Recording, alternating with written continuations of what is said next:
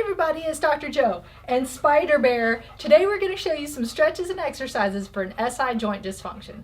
Let's get started. You ready? Disclaimer alert, disclaimer alert. So sometimes an SI joint dysfunction or a pelvic rotation comes from either tight hip flexors, tight hamstrings, and or weak hamstrings, weak hip flexors. So the first thing to start off with is some stretching, trying to stretch everything out, loosen it up to get everything back into place. So we're going to hamstring stretch first, and there's a lot of ways to stretch your hamstrings. You can check out my hamstring stretching video if you want, but I'm just going to use a strap to stretch today. So you lie down. If you don't have a strap, you can use a belt or a dog leash, something tight though, so not those bands, but something tight. And they're nice when they have a loop. Just put it around your foot. Keep your leg nice and straight, kind of lock it out. Pull your toes up, and then use the strap to stretch it all the way up to get your hamstring stretched. So you should feel it through here. Sometimes people feel in the back of the leg. Sometimes people feel it all the way down into the calf if you really use your foot a little bit to stretch that out as well. So hold that for 30 seconds. Relax. Switch to the other side and do each side for 30 seconds 3 times each. Then you're going to stretch your quad muscle, which has a lot to do with the hip flexors. So you're going to wrap it around your ankle, roll over onto your stomach,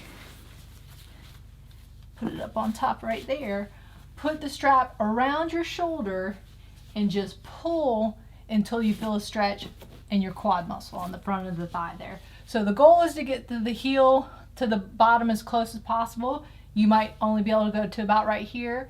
You want the stretch to be comfortable, not painful, just a little bit of tension in there. So hold that for 30 seconds, and again, do 3 on each side.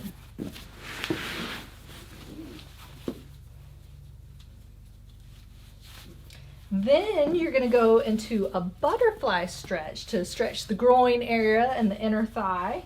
So just put your feet together in that butterfly position. If you're tight, you might be a little bit further out, but pull them in as far as you comfortably can, and then place your elbows on your inner thigh and just push downwards. So again, holding that stretch for 30 seconds, and do that 3 times. And really try and hold it for the 30 seconds, not a 1, 2, 3, 4, 5, 6, 7, 8, 9, 10, but 1, 2, 3, a real 30 seconds, not a fake 30 seconds, which some people like to do. And then after you do that, you're gonna lie back down on the ground and then just loosen up those hips a little bit with a trunk rotation. So with this one, keep your feet together if you can, keep your knees kind of together. Try and keep your upper back flat on the ground and your hips pretty close to the ground. And just rotate to one side. Just hold it there for about 3 to 5 seconds, and then rotate back to the other side, holding it for about 3 to 5 seconds. And that's just going to kind of stretch the lower back a little bit for you to loosen everything up around the SI joint. And again, just do that about 10 times, 5 on each side, holding it for about 3 to 5 seconds. Then you want to go into some strengthening, really trying to kind of get those hips back into place. You know, if there's that rotation or that SI joint issue, you want to kind of strengthen the area, and you can do that with isometric strengthening. So then you're going to take a belt or some kind of strap and wrap it around your thighs close to your knees, so up top. But something that doesn't give. So again, this is not one of those resistive bands. This is something tight. And then you're going to push out into the belt for about 3 seconds and then relax. So you're going to do that about 5 times. The thing with this is sometimes if you're out of alignment, you might actually feel a little bit of a pop in the low back, and that's just it trying to get back aligned. So as long as it's not painful, that's not a bad thing. So again, holding 3 to 5 seconds, doing that 5 times.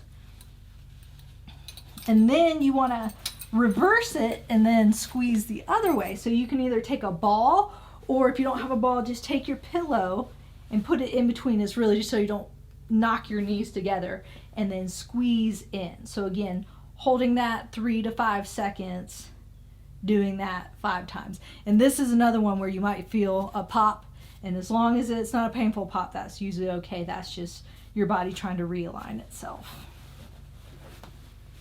And then the last stretch is going to be for those hip flexors. So it's going to be in a lunge position. So the hip flexor that you want to stretch, keep that leg down on the ground, the knee on the ground, and then take the other one and put it in front of you, kind of almost in that lunge position. So this time, keep your upper body nice and straight and just lean forward where you should feel that stretch in that hip flexor right there. Now, if you bend forward like this, you're really not going to stretch that hip flexor. So try and keep that upper body pretty straight and then just bring your whole body forward, feeling that stretch right there. And again, that's 30 seconds, doing 3 on each side. So there you have it. Those were your stretches and exercises for an SI joint dysfunction.